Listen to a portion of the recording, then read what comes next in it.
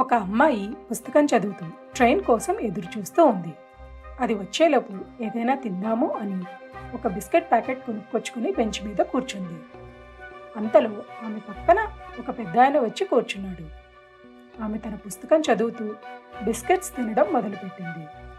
కొంతసేపటికి ఆమె పక్కన ఉన్న పెద్దాయన తన ప్యాకెట్ నుండి బిస్కెట్స్ తీసుకోవడం గమనించి మనసులోనే ఆయనను తిట్టుకోవడం మొదలుపెట్టింది.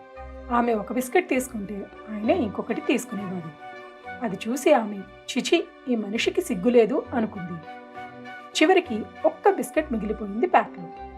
తరువాత అతను ఏం చేస్తాడో అని చూస్తున్న ఆమెను చూస్తూ ఆ పెద్దాయన నవ్వి ఆ ఒక్క బిస్కెట్ని తుంచి ఆమెకి సగం ఇచ్చి ఆయన సగం తినేశాడు.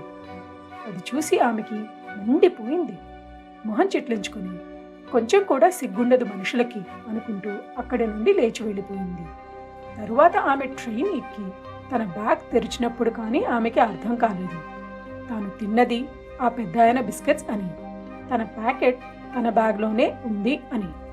అది అర్థమయ్యాక ఆమె చాలా బాధపడింది. సిగ్గులేనిది ఆమెకి, పక్కవారి తిండి తిన్నది ఆమె, తప్పు ఆమెది.